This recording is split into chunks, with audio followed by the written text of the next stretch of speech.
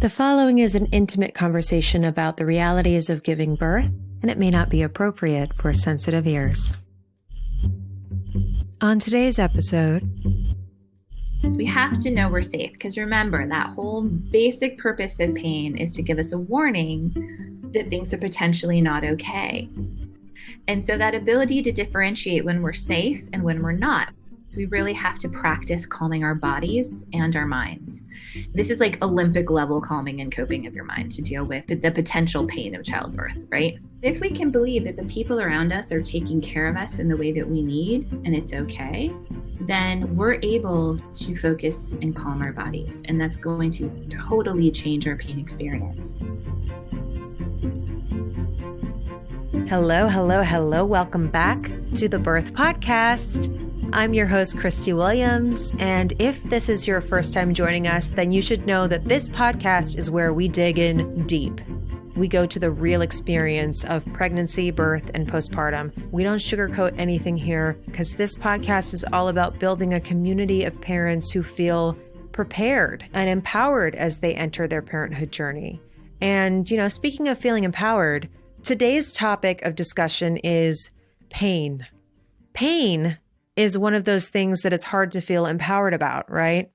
In fact, pain is one of the most common fears that women have about childbirth, which is why I'm so excited to be welcoming a leading expert in pain management on the podcast for a 2-episode series. Who is this expert? Her name is Dr. Jody Thomas. She's a licensed clinical psychologist and a specialist in pediatric medical illness and trauma. She's a well-known expert in pediatric pain, and she teaches internationally on the subject. She is the founder and executive director of the Meg Foundation and a mother of 2 children. And she knows a few things about pain and how to teach people to have an empowered pain experience. Today, in part 1 of this pain series, we discuss why Dr. Jody Thomas is on a mission to improve the pain experience of children and adults everywhere, and how years of working with chronically ill children and also her own experiences with childbirth and having a baby in the NICU have charged her passion to empower kids and parents to be in control of their pain experience. What is pain? How does it work? Do people feel pain differently, really? Why? And how do newborns, babies, and children experience pain? How can parents create the best possible pain experience for their children during medical procedures? What do you need to know if the baby is in the NICU? How can you have a positive pain experience during childbirth? You're going to hear the answers to all these questions. Plus, in this episode, Dr. Thomas begins to share with us her own birth stories. And I am not kidding you. My jaw was on the floor when she was telling me her birth stories, you guys. After you hear these 2 episodes, I think that you will also understand why I now refer to her as the Jedi Master of Pain. She's incredible. Buckle up. Here's my conversation with Dr. Jody Thomas right now. First of all, thank you so much for doing this podcast. I'm so honored that you're here. And for everyone listening, I'm wondering if you could just introduce yourself and tell us a little bit about the work that you do. Sure. I'm Dr. Jody Thomas, but of course, call me Jody. And I'm a clinical psychologist, but I actually specialize in medical illness and trauma in kids, and particularly pain. So I do my clinical work, but actually a big part of what I do right now, the main part of what I do is run a nonprofit called the Meg Foundation, which is dedicated to empowering kids and families around pain and pain management. So it's become kind of a big life's mission to make sure kids and families have what they need to keep their kids safe and comfortable. Talk about a mission and a life's work that's actually literally changing people's lives. That's such a big part of our fears around illness and death and dying and, just anything medical. And I think for women, the biggest fear they have with childbirth is pain. Yes. And so to help people in a real way to sort of wrap their minds around and cope with pain is just like, I want to like applaud you. That's really, really valuable work on a very tangible level.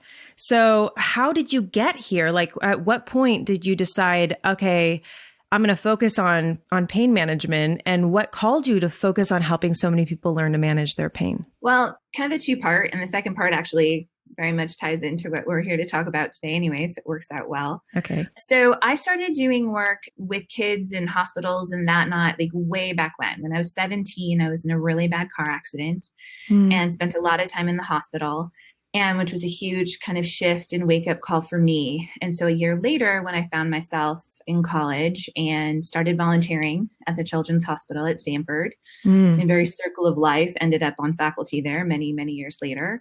But over the course of working with kids with cancer, diabetes, a major, major chronic and terminal illness, really the most, difficult thing for them day to day is pain and pain management. And what I was really surprised to discover along that process was, one, I think people who haven't really interacted a lot with the medical community had this belief that if I have pain and I go to the doctor, they can do something, give me something, and it will be better. And anyone who's had to interact with the medical community knows that that's not true. It's much more complicated than that. And when I started working with these kids and seeing this, I'm a psychologist, I don't do meds. Meds are fine, by the way. Everyone asks me like, oh, do you hate meds? I'm like, no, I just think they don't work long enough, well enough, or fast enough. And we got to figure out some other ways of dealing with this. Right. And in just the complex way in which pain exists on a biological, social, and psychological level. That's just how we're made as humans. Not crazy, not weird, just literally how we're designed. Right. So started getting into that work a lot, found some really wonderful mentors, did my dissertation research on sickle cell pain and teaching kids with sickle cell pain to use self-hypnosis for pain management, finding not only that it was efficacious and worked really well for controlling their daily pain, but most importantly, it gave them power and control over their disease experience, which to me was probably the most powerful thing we can do. So this kind of started me off on that adventure, did all sorts of things and internships and whatever that are, whatever boring for most people. And ended up back at Stanford, and I developed and ran their pediatric pain management rehab program for like an intensive outpatient program for kids with chronic pain. And then over the course of that, really always had in back in my mind the fact that the clinical practice of pain management is actually 30 years behind what the research says. Oh, which wow. means that every day kids hurt when they don't need to. Right. Like the title of my first blog for the foundation was kids hurt when they don't need to, and that's dumb. And it is. I mean, if we're going to take all back to academia and all this, we hurt kids when it's not necessary. And so while I was still running the pain program at Stanford, I found myself in the NICU with my daughter. Now, I'd worked in NICUs and hospitals for years. And all of a sudden I'm there as the mom of the patient, as the mom of the baby. And so I'm standing there one day and the tech comes up to do a heel stick where they just, poke the heel to get blood. Yeah. And again, I've marinated in this research and work for 20 plus years. And so I said to him, this poor tech, I'm sure is haunted to this very day. I said to him, okay, do you want me to take her out of the isolette and hold her skin to skin and, put her to the breast? Or do you want to get a glucose pacifier? So pain management in babies it's really simple most of the time. So glucose pacifier, it's literally a pacifier dipped in sugar water. Okay. And bizarrely and almost miraculously, it is incredibly effective for pain management for babies. Now, on the flip side of that, I know what damage we can do to these babies, and particularly preemies and newborns who just their neurological systems are not done cooking yet, right? If we don't do pain management, so that we are literally damaging their not yet fully cooked systems. And we can see now we have years of research demonstrating changes to the gray matter in their brain, changes to their likelihood for depression, anxiety, chronic pain, their pain responses forever. Wow. And so you can picture me and anyone who knows me will tell you I'm not the most shy, retiring type under the best of circumstances.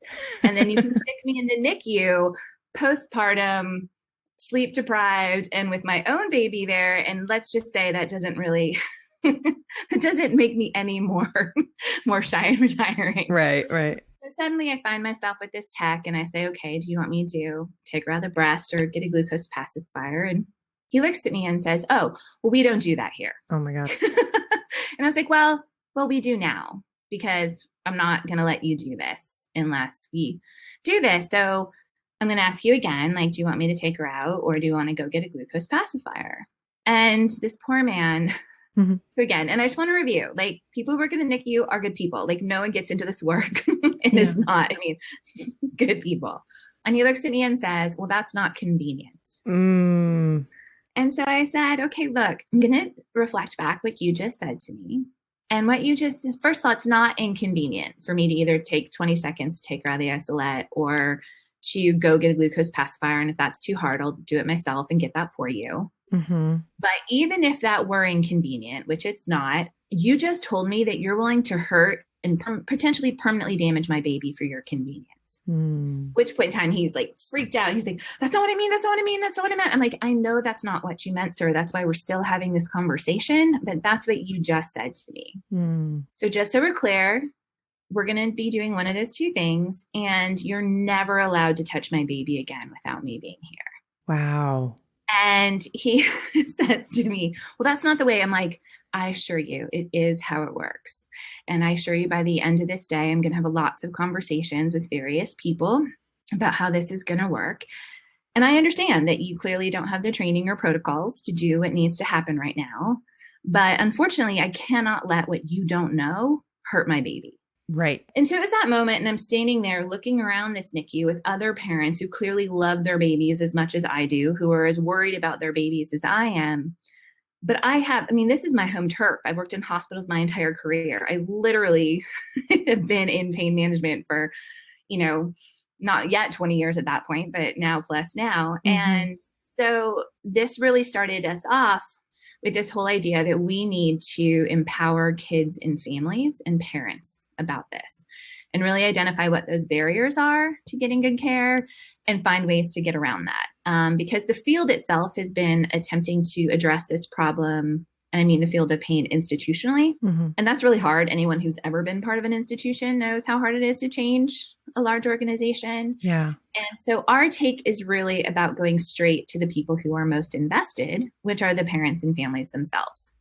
And we live in an age of technology that we can reach them when and where we need them, right? Everyone has a smartphone. Everyone's right there. And so what we aim to do is create resources and things that are there when you need them, right? When you're standing there in the ER and your kid's going to have to get stitches, what do I do, right? Yeah. So when your baby's in the NICU and you've never thought about this before, what do you do? And then also that flip side of like really helping parents, like really from the get-go, which is why one of the many reasons I was excited to talk to you today, because we really are excited to get parents knowing from the very beginning that pain management is possible, that our kids don't have to hurt. Because, one of our biggest challenges is that the thought of pain and needle pain and like what we call procedural pain is inevitable. So kids, parents, and providers all hold on to this belief that it's just inescapable and unavoidable and a necessary evil, when it's really not. And it's actually not that hard and pretty simple. And so we love capturing parents really early so we can guide and support them as they go through their kids' childhood and really teach them how to be comfortable with the doctor and how not to fear the doctors. That's really our big problem, is that, we think that the kid freaking out over a flu shot or immunization or a blood test or whatnot is about a rough few minutes in the doctor's office. And unfortunately, that is about everything that happens next. And that we know increasing amount of kids develop healthcare avoidance, develop needle phobia, and become those adults that we all know that don't do doctors, right? You can think of those people who don't go doctors. And that's really because of something that happened when they were like 4. Yeah. That is utterly preventable. Yeah. And so we want an entire generation of everyone doing doctors. Okay. That we're all actually getting the healthcare that we need. Yeah, I love that point of view. And, in my limited experience and just from talking to other parents, I think a lot of the fear around, getting shots and taking your kid to the doctor for procedures or whatnot. It's the parents are carrying a fear, putting that on their child. It's always harder for me when my son gets an immunization than it is for him. 100%. 100%. Yes. Right. And it's like, he's over it so quickly. And, I don't breastfeed anymore, but when I would just breastfeed him while they were doing the shot. And that was great. I happen to have a pediatrician that was very open to that. And, or I bring a new toy he'd never seen before and show him that right when the needle went in or whatever. And I'm so curious to hear sort of what the techniques that maybe parents can use while they're learning how to help their children cope, and what sort of environment can they create during those, quote unquote, scary, otherwise, what we think as scary moments for the kids. Moments. Yeah. So first of all, to your first point, the research totally admits that out. It's actually rates of trauma are higher among the parent than the child. Because, and again, anyone who's ever been a parent knows that it's harder to see your kid hurt than it is for, them to actually hurt. So that is, and we also know that parents start making medical decisions consciously and unconsciously based on that fear of the freak out, than what's best for their kid, which is also why that pain management becomes so important. So also A+ to you, those are the perfect strategies for pain management. So skin to skin contact is huge. Breastfeeding for kids who are still breastfeeding and little, that glucose pacifier sugar water is really effective. So it's about 30 seconds before and during, and then a few minutes after until they're calmed. Can you describe how someone might make that or prepare that? Yes. Actually, so we have really clear instructions on the Meg Foundation website, and there's a great video by Anna Taddeo, who's one of the leading experts in the world on this. Great. But it's really, I think it's just a 1-to-1 ratio. Like, we'll double check me on that, but I'm pretty sure that's correct. We'll put a link. It's literally just sugar water placed on the tongue, and either on a pacifier if they do that, or even just placed on the tongue. And I mean, there's a reason we all love chocolate. They release good chemicals into our body. Now, we don't want that becoming like the thing you give your kid all the time. And some parents are like, oh, we don't give kids sugar. I'm like, well, I have to break it to you, but like breast milk and formula, a lot of sugars, like they break down in the system. Yes, don't give your kid a Coke. You're but a little sugar water for needle poke is just fine and really safe. And it's actually the #1 rec of the World Health Organization, the American Academy of Pediatrics, and every peds organ in the world.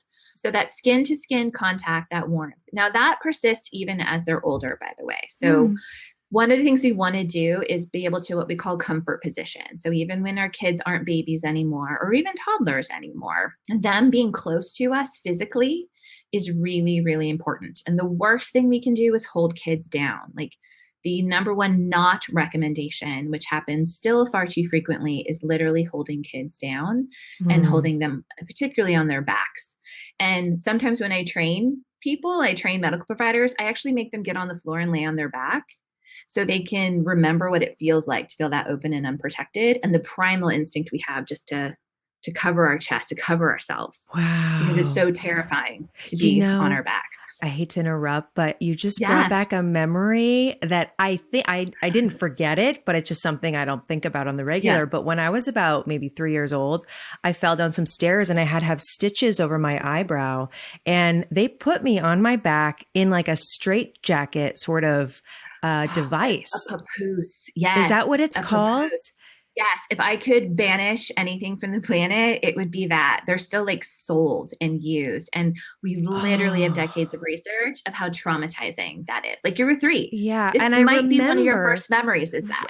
Honestly, it was a very significant event in my mind, because I remember the way that the nurse, like, the doctor, because they had to put a needle on my eyebrow, so they did need me to stay still, but a nurse was holding my face and she said, just imagine you're in a, like, she was describing like a nature scene or something. Like, she was trying to get me to think about like a guided meditation or something, but I was not having it. I was like screaming. And I remember thinking, get off me, woman. I don't know. I remember just being so right? angry because I couldn't move and she was holding my face. And it was like, you're telling me to think about a field with horses or something. Like it was very significant in my childhood traumas, I guess. But no, that's so interesting. A papoose. Okay. So people still use this. People still use this, and it, I'll get phone calls when people will say like, the dentist wants to put my 2-year-old in a papoose. I'm like, no way. Wow. No way. Unless you want them to be thinking about it, 20, 30, 40 years later. No, we're solid no on that. Wow. Now, back like when you were a kid, that happened a lot. And, that whole traumatic memory thing, it's actually one of the things I also ask parents and providers do when I train, like, what's your earliest memory? And 9 times out of 10, the earliest memory is a traumatic medical memory like that. So I was 4. I remember getting held down for a blood test and still can see that stupid Muppets poster on the wall they kept on telling me to look at, right? Yeah. And you're like, no. But what's interesting about what you're saying is one of what she was trying to do was helpful, but there was no way you were doing it because you were already in this very primal fight or flight, right? You were already panicked. And at Mach 10, you're like, forget, like there's nothing you're doing that's going to help me, which speaks to that thing we were talking about, that need for closeness and that need for comfort positioning. Right. And also the need for parents. And like you said, like we do kind of transfer our anxiety to our kids, which is natural and normal, by the way, like that. And parents like, oh, we don't want to be judged. I'm like, no, you're not judged. Like that makes sense. Like it also means you're connected to your kids. So congratulations, good job. Yeah. But we want to do that. But it also becomes a powerful tool because when we can go in calm and centered, kind of finding our own happy place. So think about how different your experience would have been if your mom was holding you at that point, like you were straddling her. She's restraining your arms to keep you safe by hugging you, right? Which is a normal thing for mom to do. And she is softly whispering in your ear to imagine the field or imagine Disneyland or whatever, or showing you that video to distract you, like your approach with your son of the brand new toy, which is good for little kids, right? And then older kids, this is the time to take the iPad or the screen that you don't let them use that much and be like, oh, here it is. Any parent knows what it's like to go into the room and have to ask 4 times for their kids' attention because they're so absorbed in a game or a toy or a video or whatever. And that ability to hyper focus actually totally alters our pain experience. Now for you and your experience, you were hyper focused on get me the hell out of here, right? Which is really normal and should. When we are all of a sudden held down, this is why we know how traumatizing it is to be held down because every primal part of you was trying to escape. Especially when we're little and we can't understand. Right. Yeah. And so instead to be like, I'm being held by my parents, I'm being comforted, and I'm being told how and why this is happening. And then I'm being provided something else to focus on that I get to choose and that I'm actually interested in. Right. And that my parent who's sitting there, who I know doesn't hurt me. You're like, you're not sure about this room full of strangers that you had to, and now you have lots of evidence that they are hurting you, right? You're like, actually, lots of evidence to the contrary. Thank you very much, right? This is not cool or good. My nephew told this is just reminding me of so many good things, but my nephew recently told my sister that the dentist's job was to torture children. Yes. Okay. So I want you to know, in contrast, my kids are now 7 and 8, and they love going to the dentist because for them, it means they get to put on headphones and watch Netflix, which they don't get to do all the time in my world. Yeah. And they get a prize at the end in a balloon. Awesome. And everything else about it is great. Like, they're like, yeah, that's awesome. So, but again, this is that difference between can we like create and provide and form this experience for our kids so they have a positive attitude towards the dentist. Because again, at 6, we can still sort of get them in the car and go, try 12. Right. Okay. Yeah. So, yeah. That is a little bit of a different discussion. Oh my gosh. So in terms of that technique, so what we do is skin to skin contact.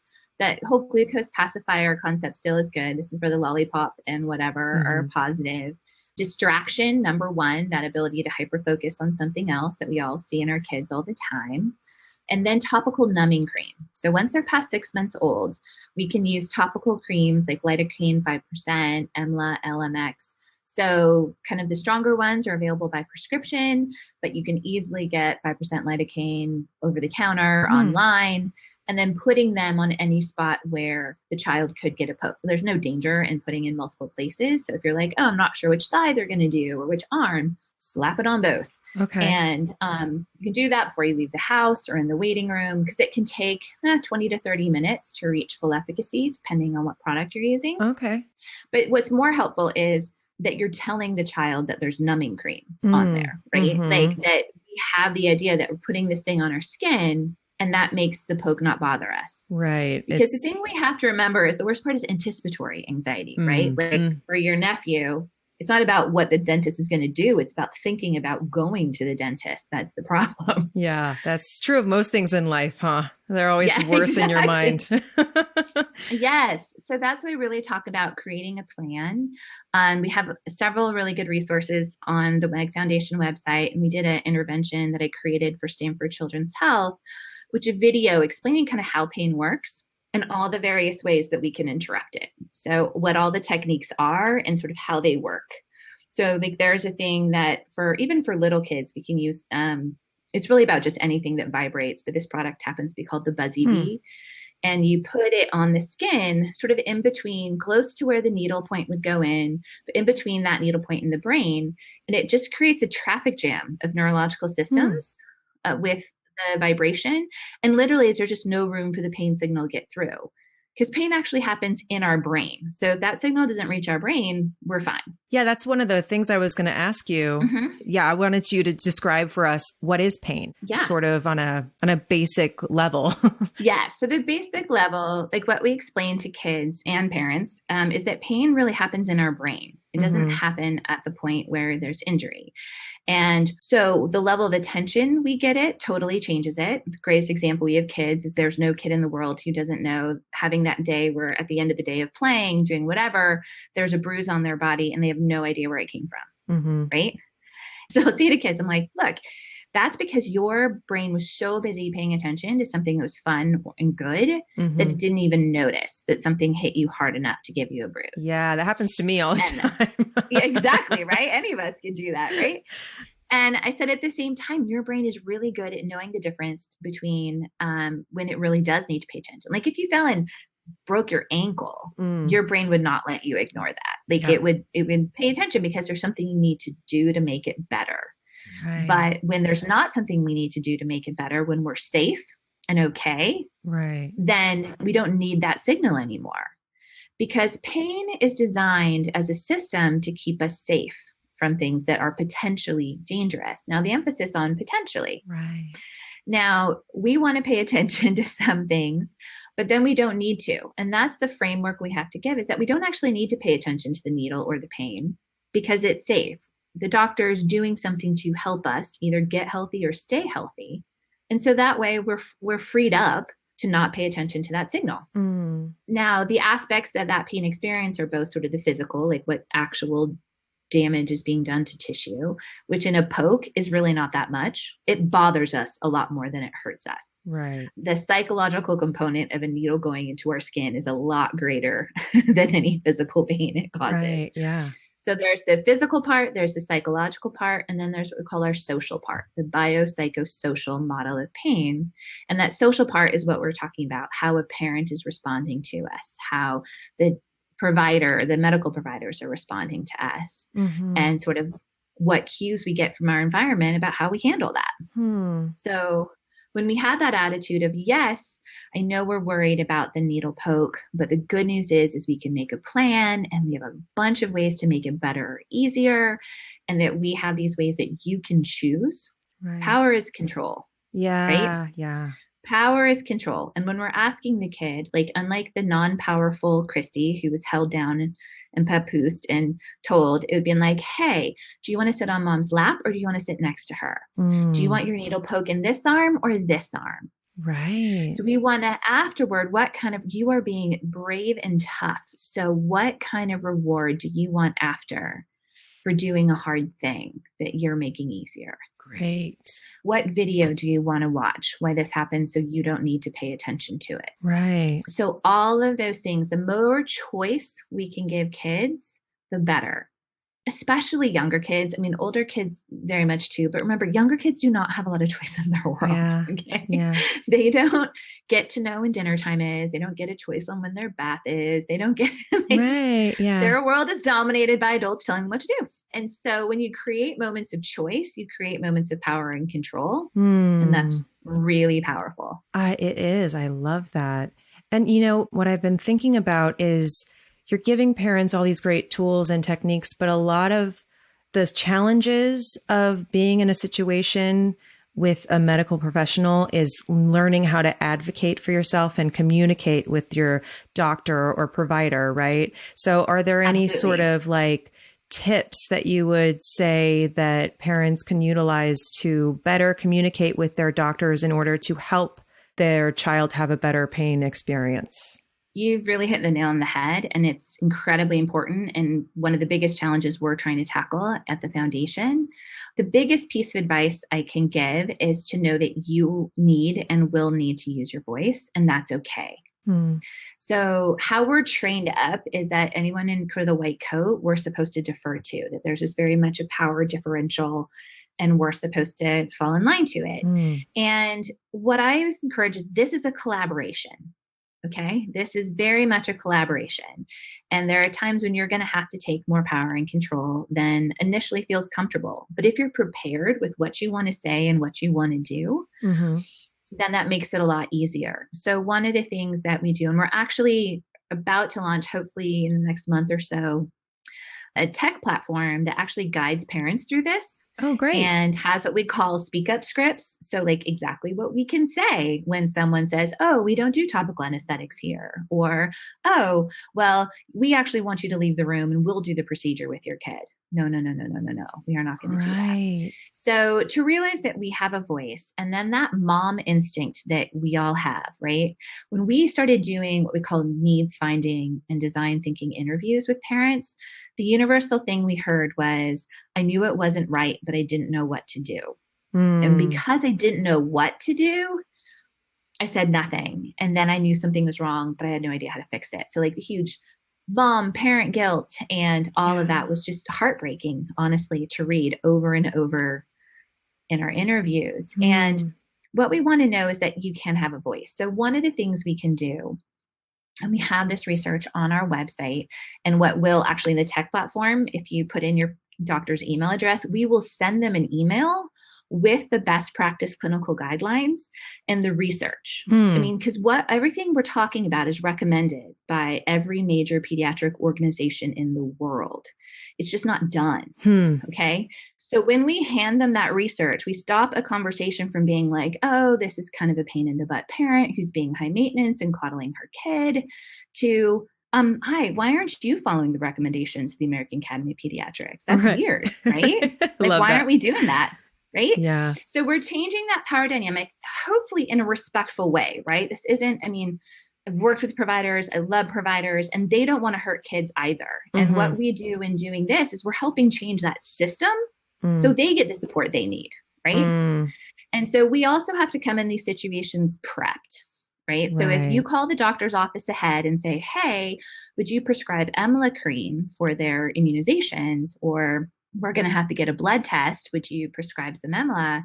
And they're like, yeah, we don't do that. So one, this is a chance for education. You're like, great, I'd like to send you some information. But two, we can also get on Amazon and order lidocaine cream and get it delivered to our house. Okay. So there are some choices. Okay. And then we kind of have to go in and say, hey, guess what? Look, they already have, this is where the shots are going to go. You can call ahead and be like, hi, where are the shots going to be? Is it going to be in the thigh or is it going to be in the arm? Okay, great. They already have numbing cream. They're going to sit on my lap in this way, and they want the poke right here. Right. Great. So there's that confidence, and to be like, nope, this is what we're going to do today. I have to tell you that when we can handle that respectfully, but powerfully, provider happy. They don't want to hurt your kid, right? This is not a good part of their day, right? Like one of the most stressful parts that I know from providers is causing kids pain and distress. They don't want to do that. And so we're like, we know this will make it easier, better, and faster. Most of the time they're like, okay, great. I might not know about that technique, but as long as it's safe and okay. Yeah. Or sometimes they're like, well, I'm not sure about this. And you're like, well, we've done it every time this way and it works really well for him. Yeah. Okay. Yeah. So yeah. You know your kid best. Hey, I actually have a personal story about taking Jody's advice here. After we finished recording this interview a little while ago, I realized that my son had an appointment the following week to get some immunizations. And so my husband and I called our son's pediatrician and we asked him to prescribe some numbing cream. Our doctor had never heard of anyone asking for a prescription of numbing cream, and he seemed pretty amused by this request, but he was also very interested in the idea. And we explained to him that our goal was to give our son the best possible pain experience so that he would begin his life with a positive association with doctors and going to the doctor. And after hearing that, the pediatrician said he loved that idea and he would have absolutely no problem prescribing the cream. That's it. It was that easy.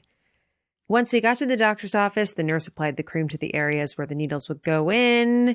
And she did that at the beginning of the appointment. So it would, take a little while to work.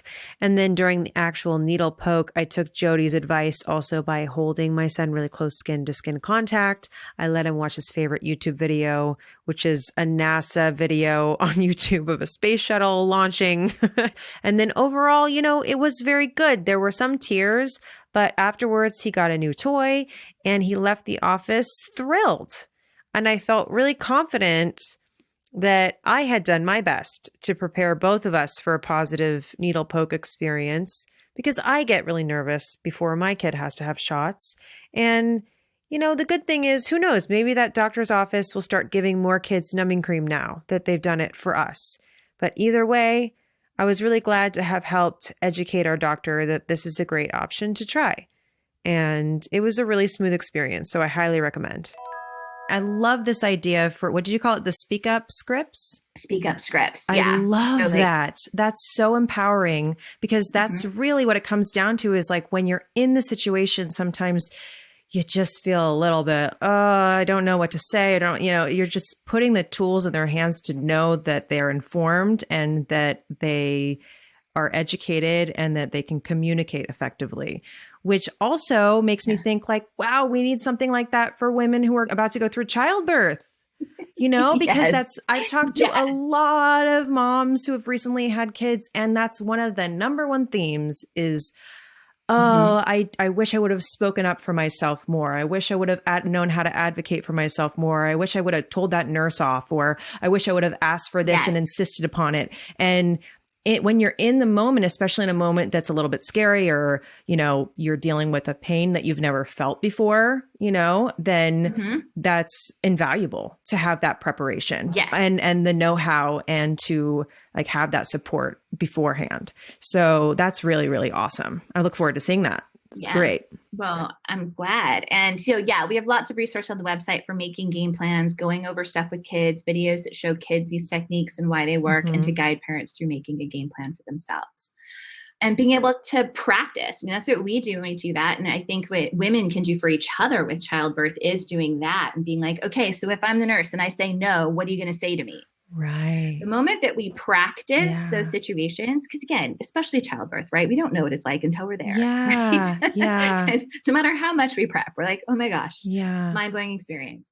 And so for everyone to be like, hey, so it's possible that they're going to tell you that this pain wasn't right or that you're not feeling like, so I'm going to be the nurse. What would you say to me? And the moment we've practiced and thought about it, it increases such the likelihood that we're going to be able to execute that in the moment because we're stressed, we're freaked out, we're, uncertain. And when we can take away any of that uncertainty, we really improve our ability to actually handle the situation the way we want it to. Yes. And, I think that's something that I'm curious to get your opinion on about childbirth and the pain of childbirth specifically, because when you're going through something like getting a shot or like a brief pain that's not really, that intense, then sort of compared to childbirth, no big deal. Yeah. No, but like and maybe I'm curious, is it true that everyone experiences pain differently? And is that more of a mental thing or is that more of a physiological thing? It's actually both. Oh, okay. So we do know, kind of like I was talking about, that like early pain experiences can influence our neurological systems and how they process pain and pain response. Right. And just, I don't know, you think about the people with the more anxious temperaments or the more whatever temperament, that also reflected in our pain experience. So some people for whom they seem to be highly reactive to pain, others who do not. And so there's a physiological level of that where we're looking at inhibitors and non-inhibitors and all of that. But there's also a psychological component to it in a huge way, both sort of long-term. We know people with trauma have much higher degrees of chronic pain than people without trauma. We also know, like when I'm training doctors and really am reinforcing the biopsychosocial model of pain as opposed to just the biomedical, that like, again, the same cut would elicit the same response from everyone, which is wholly untrue. Right. So I'm like, okay, have you ever noticed that when you stub your toe, when you're in a bad mood, it hurts worse than when you stub your toe in a good mood? Yeah, that's a great example. Yes, I'm like, that is literally because the way our brain processes pain is dependent on our mood state. Wow. So I'm like, now take that to something like childbirth or chronic pain or migraines, and that's just all the more true. Right. So the mental state of it and the physiological state are both incredibly important. Wow. Yeah. Because it's interesting too, because I also feel like, from my own experience in childbirth, my plan to manage pain was just get the epidural and that's it. Cause I only heard it was great, great. Yeah. And my epidural didn't work and I didn't have the tools to cope with the pain otherwise. And I had back labor. And I think that my expectation of what childbirth was going to feel like versus the reality, I felt like a completely out of control, like, I'm always afraid of scaring people on this podcast, but that's sort of what it's about. Like if you can't hang with the real deal, like you're not going to listen to this show. But it was like, the actual shooting sharp knives going in and out of my body type pain that I was experiencing, I was not at all prepared for or knew how to cope with. And sort of this idea that I could have prepared myself mentally, like done a Jedi mind trick or something. Like, do you have to be a Jedi warrior in order to get through pain at that level? Like how does one prepare themselves mentally for pain, even though I know childbirth is a temporary pain, right? So a lot of people don't really take it that seriously. And I feel, I don't know.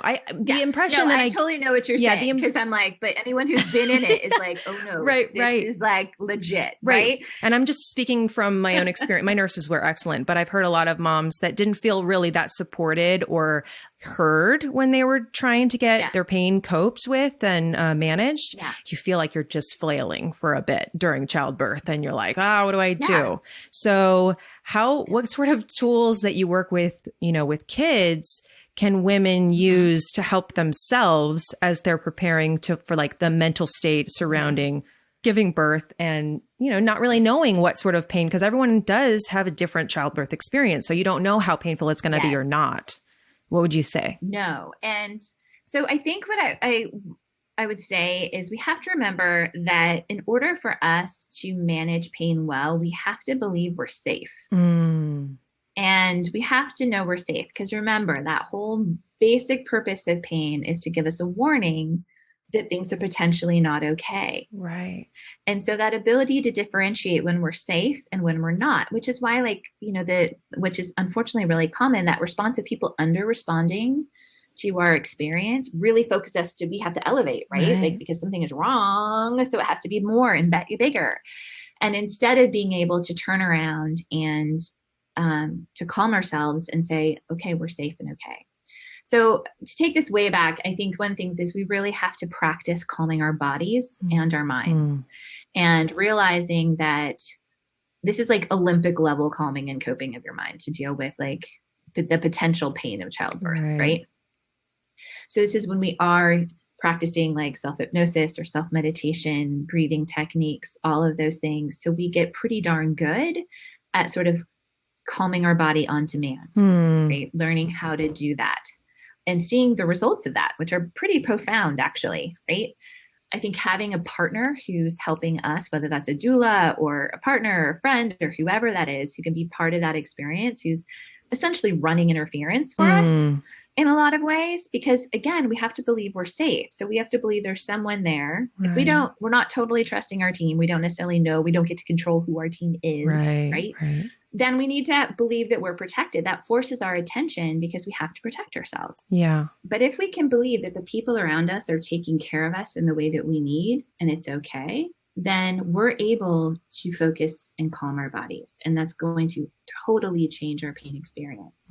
So I can tell you a little bit about my two birth experience. It actually illustrates this point really well. Yes, let's get into that. I would love to hear your birth experience. Okay, let's start with the first one. And we can go back and forth if you want. Sure, because there's the point of comparison that talks a lot, that kind of speaks to this pain thing a lot. Oh, okay, great. In that sense of safety. So yeah. So I am curious just about, because, since we are talking about mental state, before you became a mother, is that something you always wanted to have children, or what was your journey to motherhood? Yeah, I think I was that person who assumed I would have kids. Well, actually, let me take that back a little bit. If I could have kids, I would have kids. Right. So I have a couple of chronic illness diagnoses. So I have what's called Ehlers-Danlos Syndrome, which is a connective tissue genetic disorder, which basically means all the connective tissue in my body, which is PS, like all of our tissue in our body, just isn't made very well. Oh. So I have what's called a hypermobile subtype. So I'm incredibly flexible, which was a fun little party trick when I was young, and not so much later on. So like my joints can spontaneously sublux and go out of whack. Oh, wow.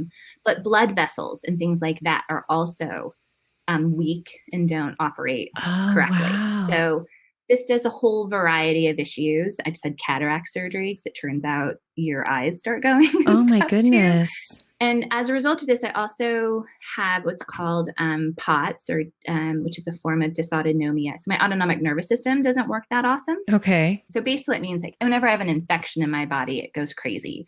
I can't tolerate heat. My heart rate, my blood pressure get wonky. So I've never had the flu in my life and not ended up in the hospital. Oh, wow. So this basically means I was a young female who had tremors and passed out and had these kind of weird amorphous symptoms for a long period of time, like 7 years. I was basically told you're either crazy or pregnant or anxious. Or have an eating disorder.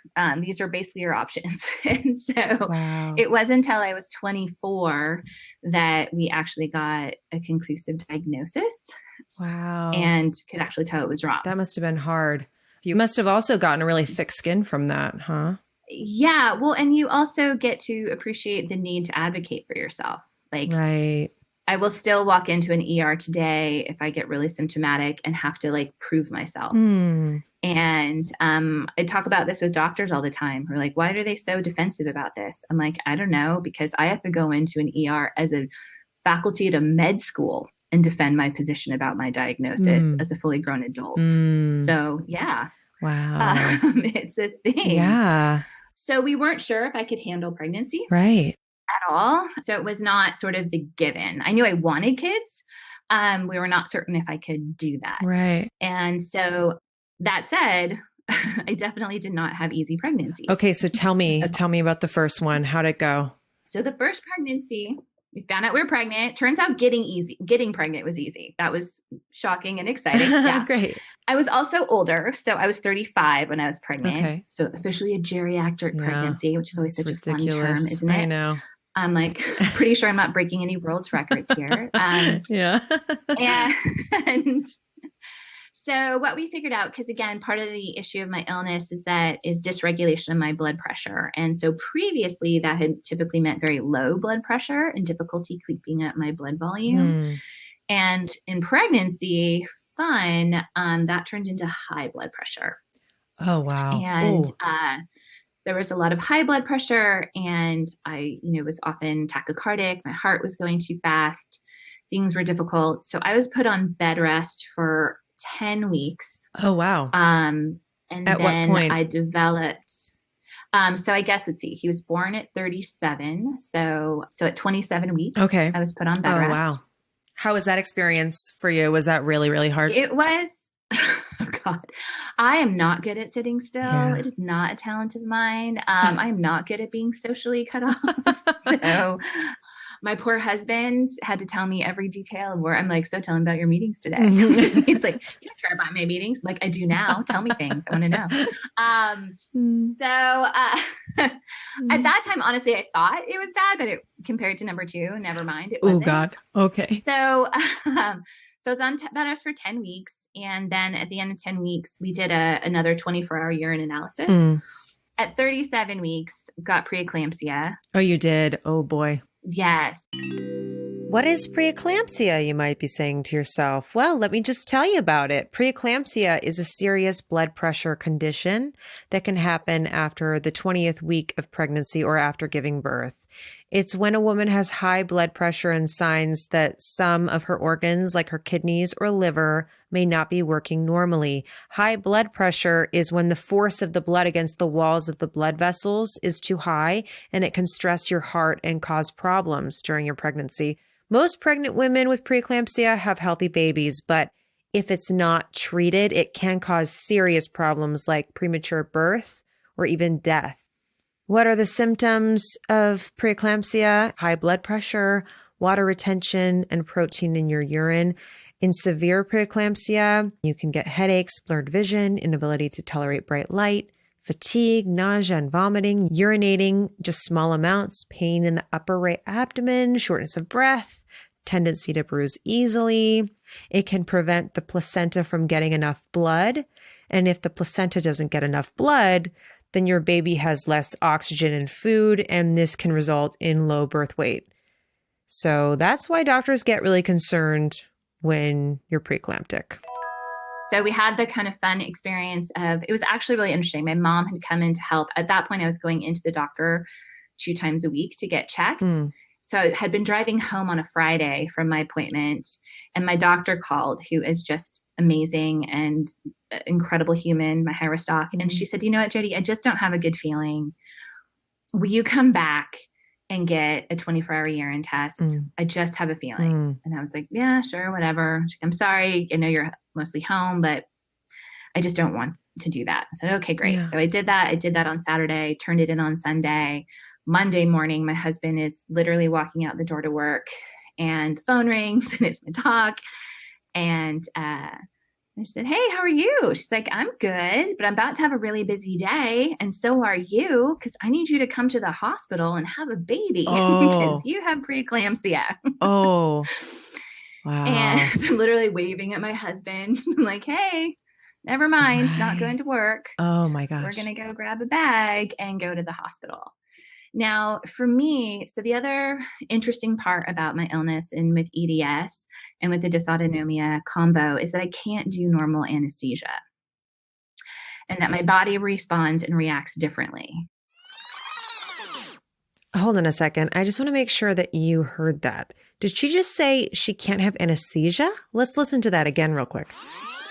So the other interesting part about my illness and with EDS and with the dysautonomia combo is that I can't do normal anesthesia. Okay. And that my body responds and reacts differently. Okay. How does your body respond and react to it?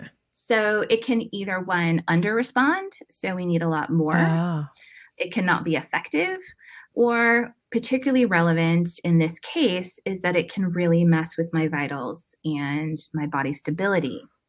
So this means that when you're carrying a baby, we can't do things.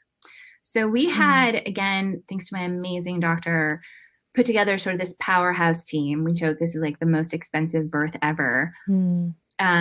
Because in it, so I'd met with the anesthesiologist before, we'd met with everyone before, because we really had no idea how this was going to go, literally. Yeah. So we had the head of anesthesia, his first in command, with my normal OB, my high risk OB, the NICU team, a pediatrician. We had like 17 people in the delivery room, in a main OR, because we also didn't know how it would do. Okay, so they weren't even going to attempt a vaginal birth. It was just going to be straight cesarean for you?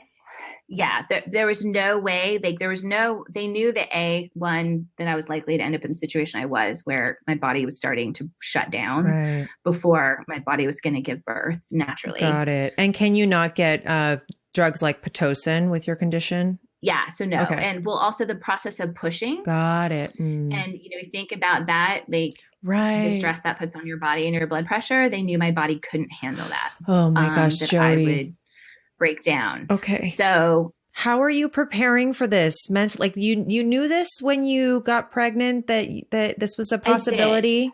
And how did you cope with that and prepare for that before, as we're leading up to it, Yeah.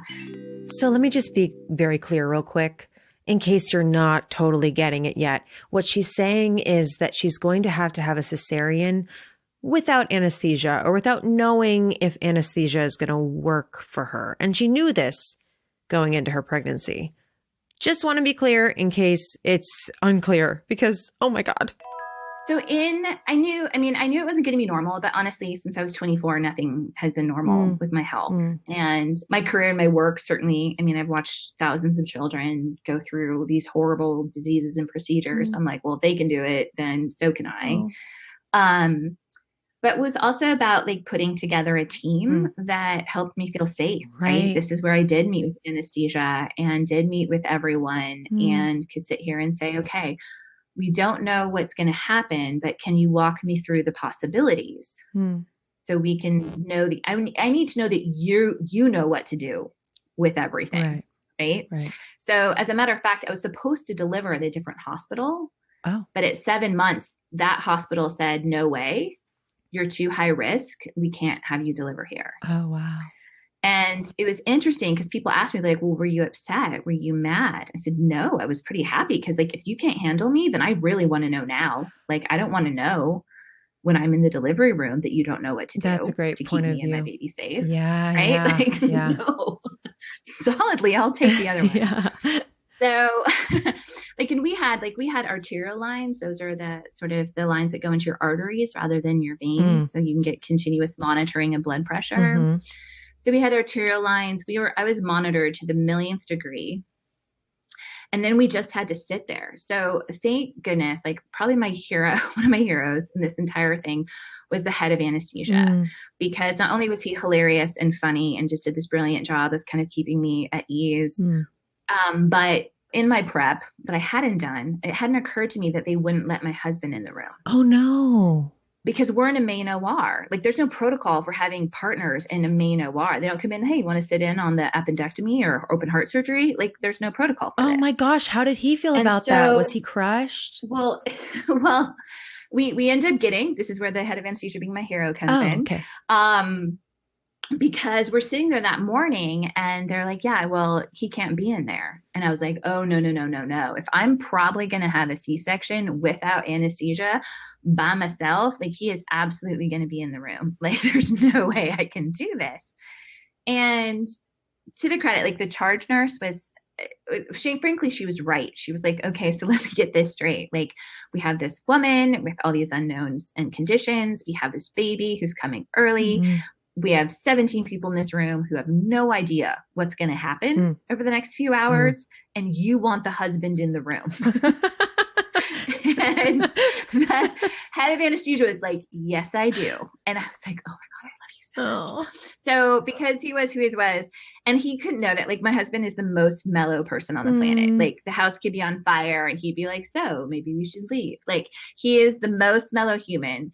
Wow. And so, she had no idea if he was going to come in, freak out, pass out, whatever. It's just not a time you want to have to focus on anyone else. Right. He was finally allowed in because literally what we would do is we would put in or inject like literally like a milligram, half a milligram of anesthetic and see what happened. Okay. We'd all have to sit there for 10 minutes and like wait to see how my body would respond and if we were getting any like anesthesia properties happening.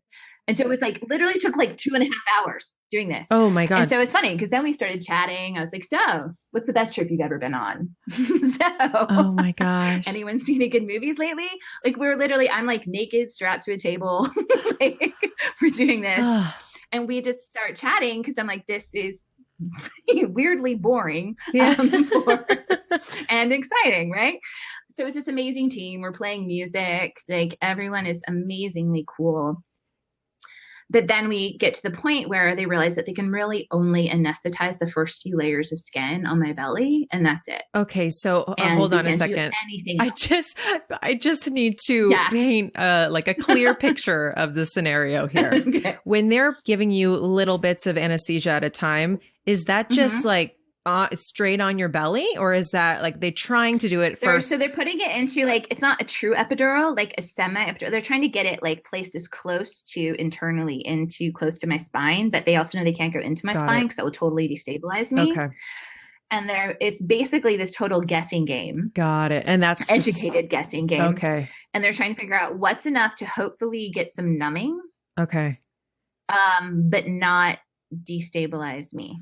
Okay, so it's just we're not tiny bits and waiting. Okay. Oh my gosh. So it's like kind of a toned down epidural attempt, and then it's just not working. And so then how did they break it to you that they're just going to do it like a couple layers of? They're like, I'm sorry, this is the best we can do. So, and we'd had this discussion, and I was the one. And again, it's interesting. Like I had to lead that discussion because everyone's pretty scared, right? To be like, P.S. you might have to like basically cut into you and pull out a baby and you're going to feel everything. Yeah. But I knew that, like I had known that going in. And so I was able to really just ask them really direct questions that I guess in retrospect probably really freaked them out. But they probably never met anyone as like strong as you are. Or crazy. I don't know. One of the two. I mean, wow. Yeah, so we came in and finally they just looked at me and said, that's the most that we're going to be able to do. So we're going to start getting the baby out now.